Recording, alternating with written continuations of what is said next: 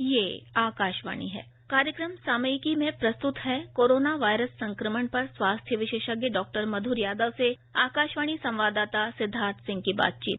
Doctor मधुर, corona का पता लगाने के लिए आर्टिफिशियल इंटेलिजेंस की एक नई तकनीक की बात चल रही है, जिसमें कोरोना पॉजिटिव और आवाज के बीच कोई लिंक एस्टैब्लिश करने की कोशिश की जाती है। आपसे जानना चाहेंगे कि ये क्या टेक्निक है?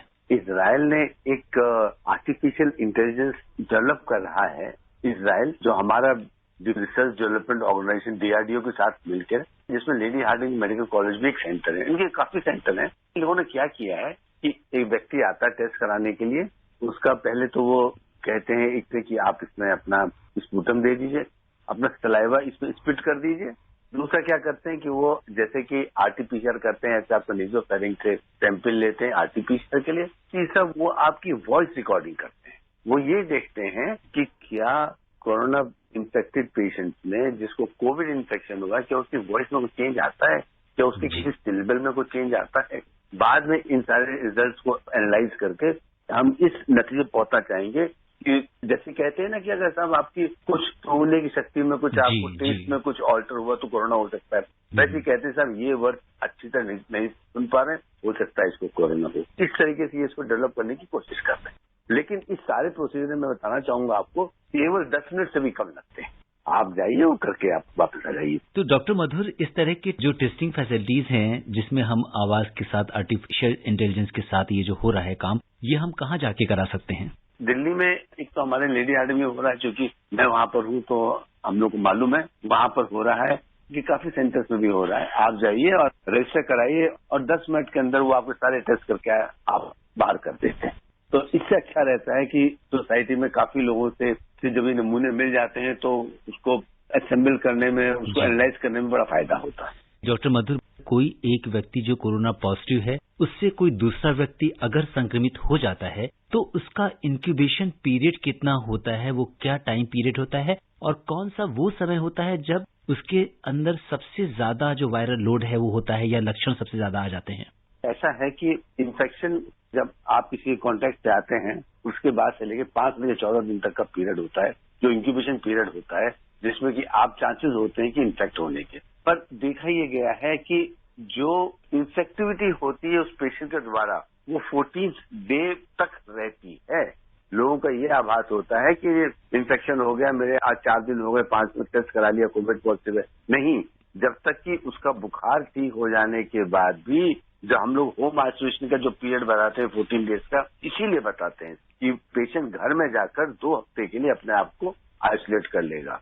पहले तो ये कहते थे कि 2 हफ्ते बाद दोबारा टेस्ट कराएगा तो वो नेगेटिव आएगा, जो 2 नेगेटिव है तो हम करेंगे, तो अब इसकी कोई जरूरत नहीं है। लेकिन ये है कि जो वायरल शेडिंग होती है, वायरल शेडिंग बहुत चीज पर डिपेंड करती है कि उसका वायरल लोड कितना था, प्लस खुद का RT-PCR टेस्ट में टोटल कितनी साइकिल्स थी कि वो पॉजिटिव हुआ, इसी हिसाब से उसका वायरल शेडिंग भी होती है। तो ये मान के चलते हैं कि वो जो 15 डेज का पीरियड होता है वो इफेक्टिव होता है, तो आदमी को उससे बचना चाहिए। डॉक्टर साहब, क्या सांस के माध्यम से जब हम एक्सहेल करते हैं तो क्या कोरोना का वायरस शरीर के बाहर आकर दूसरे को इन्फेक्ट कर सकता है क्या?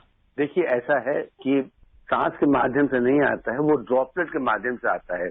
जब आप खांसते हैं या कुछ करते हैं तो जो बलगम होता है और आपके रेस्पिरेटरी सिस्टम में जो वायरस होता है वो उसमें मिक्स होकर बाहर आता है, सांस के द्वारा नहीं आता है। ये ड्रॉपलेट के द्वारा फैलता है, फोमाइट्स के द्वारा आता है। कहते हैं कि आप हमेशा मास्क लगा के रखिए, खांसने पर, छींकने पर हमेशा आप अवॉइड कीजिए ताकि ये फोमाइट जनरेशन ना हो पाए और ये वायरस ना फैलने पाए। डॉक्टर साहब, जैसे अगर हम सरफेस की बात करें तो सरफेस से कितना इन्फेक्शन के चांसेस रहते हैं? ये जो फोमाइट्स होते हैं ये गिरते हैं, गिरने के बाद किस सरफेस पर ये गिरता है डिपेंड करता है उसमें कितनी देर में ये खत्म होता है। जैसे कि अगर ये किसी ड्राई सरफेस पर गिर गया जहाँ बहुत गर्मी है, हो सकता है इन्फेक्टिविटी 2 घंटे की हो। किसी गीली चीज पर पड़ गया जहाँ पर ये बहुत देर से पड़ा रहा, वहां पर हो सकता है 1 दिन की हो, 3 दिन की हो। जैसे लोग कहते हैं अलग अलग होता है, सब कार्डबोर्ड पे इतना टाइम है, वैक्स पे इतना टाइम है, वो इतना। लेकिन मैं ये सब श्रोताओं को बताना चाहूंगा, ये वायरस क्या है। ये वायरस एक हल्की सी कोटिंग है जो कि वसा की है, लिपिड की है, फैट की है, के अंदर एक जेनेटिक मटेरियल पड़ा हुआ है। अब ये जो कोटिंग है, ये कोटिंग ऐसे तो जाती नहीं है। हम लोग कहते हैं आप हाथ धोइए, आप 20 सेकंड 40 सेकंड तक। हाथ धोने से आपका जो साबुन है उसमें ये फैटी एसिड डिजॉल्व हो जाता है, और जैसे डिजॉल्व होता है तो जो न्यूक्लिक एसिड है ना, उसकी कोई औकात नहीं। ऐसे ही अल्कोहल से आप रब करते हो खत्म हो जाती है। तो इसके अकेले कुछ नहीं। हाँ, रखा रहा, डिहाइड्रेट हो गया तो अब इसमें अपनी कैपेसिटी नहीं कुछ कर सके। ये तो जब ऊपर सेल के अंदर जाता है, एक्टिवेशन हो तभी कुछ करता है, अपना कुछ नहीं। इसीलिए हम लोग कहते हैं हाथ धो, सरफेस को पोंछते रहो, अपने पास सैनिटाइजर रखो, उससे हाथ धो लो आप। डॉक्टर मधुर, ये बहुत अहम सवाल है कि वरिष्ठ जन जो हैं वो अपना ध्यान कैसे रखें। दूसरी बात ये है कि जब सामने वाले ने मास्क ना लगाया हो तो उस कंडीशन में हमें अपना बचाव किस तरीके से करना है। एक बात बहुत साफ है, किसी लेवल पर आपको उसे कहना पड़ेगा कि भाई पहली बात तो आप घर ना आए, और यदि बहुत जरूरत है तो आप मास्क लगा के आए। आप बात में कहेंगे, कैसे कहेंगे, वो आपके ऊपर है, क्योंकि इस बीमारी का इलाज प्रिवेंशन है, बाकी कोई इलाज नहीं। डॉक्टर मधुर, हमारे देश के कई हिस्सों में एक मुहिम चलाई जा रही है, रोको और टोको, जिसमें जिन लोगों ने मास्क नहीं लगाया है या जो लोग सोशल डिस्टेंसिंग का पालन नहीं कर रहे हैं, हम उन्हें रोकते हैं, उन्हें टोकते हैं और उन्हें बताते हैं। और एक कैंपेन ये भी चल रही है कि एक मास्क एक जिंदगी, क्योंकि जब आप मास्क लगाते हैं तो किसी और की जिंदगी को बचाते हैं, अपनी तो बचाते ही हैं। तो यहाँ पे इस चीज को समझना पड़ेगा कि मास्क हमारे अपने प्रोटेक्शन के लिए है। आप क्या कहेंगे डॉक्टर मधुर? हमको अब इस बीमारी के साथ तो जीना पड़ेगा, क्योंकि जिन लोगों ने इस चीज को नहीं समझा था उन लोगों ने इसका बहुत बड़ा खामियाजा भुगता। हमारे यूरोपियन कंट्रीज इस बात के उदाहरण हैं, वहां हुआ। तो हम लोगों को टोकना पड़ेगा, बोलना पड़ेगा, स्ट्रिक्ट होकर इस बात को फॉलो करना पड़ेगा। घर से बाहर निकलने पर मास्क बहुत जरूरी है। आप घर पे आए हैं, आप मास्क लगा के आएंगे, आप आए हैं, हम भी मास्क लगाएं, क्योंकि हमको भी आपसे बचना है और आपको हमसे बचना है। तरह तरह के मास्क इस समय अवेलेबल हैं मार्केट में, पर किस तरह के मास्क का हम प्रयोग करें और जब भी हम मास्क खरीदने जाएं तो किन बातों का ध्यान रखें? हमारे प्रधानमंत्री जी ने भी एक बार कहा था कि आप घर पर हैं या आप ऐसी जगह हैं तो आप अपना अंगूठा भी इस्तेमाल कर सकते हैं, आप किसी भी रुमाल से भी अपना नाक ढक सकते हैं। इसका मेन आइडिया ये है कि अगर हम इन्फेक्टेड है हम दूसरे को ना करें, और अगर दूसरा है उससे हमको ना हो। अब ये बात है कि हम कौन सा मास्क लगाएं। मार्केट में जो मास्क आते हैं, एक जो 3 लेयर होती है मास्क की, वो भी ठीक होता है। और आप अपने घर में कपड़े का मास्क बना सकते हैं 3 लेयर का, अच्छा सा, उसको इस्तेमाल कर सकते हैं, उसको धो भी सकते हैं। जब तक कि आप किसी ऐसे एरिया में ना जाएं जो कि इन्फेक्टेड है, तब तक N95 जैसे मास्क की जरूरत नहीं होती है। करेंसी से या नोट से कोरोना वायरस संक्रमण फैल सकता है क्या? अगर कोई इन्फेक्टेड आदमी उसको छूकर देता है, हाँ फैल सकता है।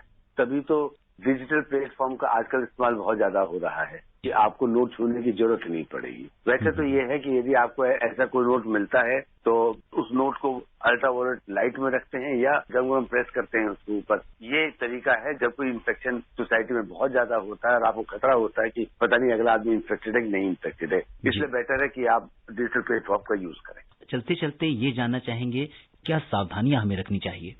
हमको अब इस बीमारी के साथ जीना है। हम एडिक्वेट सोशल डिस्टेंसिंग, 2 गज की दूरी और मास्क लगा के रखें, और अपने हाथ अगर हम कहीं बाहर जाते हैं तो सैनिटाइजर से धोएं या ये सिंपल साबुन से धोएं। जब तक जरूरत ना हो अपने आप को लॉकडाउन में ही रखें। बहुत जरूरी हो तभी घर से बाहर निकलें, और कोशिश करें कि बहुत ज्यादा इंटरेक्शन लोगों से ना करें, क्योंकि हो सकता है कोई पॉजिटिव हो, आपको इन्फेक्शन हो जाए। और जिनके भी रिस्क फैक्टर्स हैं, डायबिटीज, हाइपरटेंशन, ओबेसिटी, उसे कंट्रोल करने की कोशिश करें और नियमित आहार करें, एक्सरसाइज करें, और सब कुछ ठीक रहेगा। डॉक्टर साहब, हार्ट डिजीज या किडनी डिजीज के जो पेशेंट्स हैं, कोरोना के डर से वो अपना जो रेगुलर फॉलोअप होता है, चेकअप होता है, वो नहीं करा रहे हैं, तो उनके लिए आप क्या संदेश देना चाहेंगे? गवर्नमेंट ने धीरे धीरे अनलॉक डाउन शुरू किया है, तो अब ओपीडी वर्क देखने शुरू हो गए हैं। फिर भी आप एक काम कर सकते हैं, आप अपने निकट के डिस्पेंस में दिखा लीजिए, और सरकार ने जो टेलीमेडिसिन शुरू करी है उसके तहत आप वहां जाके डॉक्टर साहब से बात कर सकते हैं, बता सकते हैं कि आपका ये ट्रीटमेंट चल रहा था और अब ये हो गया। आपको वहां भी जो भी स्पेशलिस्ट बैठे हैं वो आपको सलाह दें। डॉक्टर मधुर, आपका बहुत बहुत आभार और धन्यवाद। धन्यवाद। अभी आप सुन रहे थे कोरोना वायरस संक्रमण पर स्वास्थ्य विशेषज्ञ डॉक्टर मधुर यादव से आकाशवाणी संवाददाता सिद्धार्थ सिंह की बातचीत। ये कार्यक्रम आकाशवाणी के समाचार सेवा प्रभाग द्वारा प्रस्तुत किया गया। इसे आप हमारे mobile app news on AIR पर भी सुन सकते हैं। इस कार्यक्रम के संबंध में अपनी प्रतिक्रिया आप हमें ईमेल कर सकते हैं। पता है AIRNSDTalks@gmail.com। ये कार्यक्रम फिर से सुनने के लिए लॉग ऑन करें हमारी वेबसाइट newsonair.com।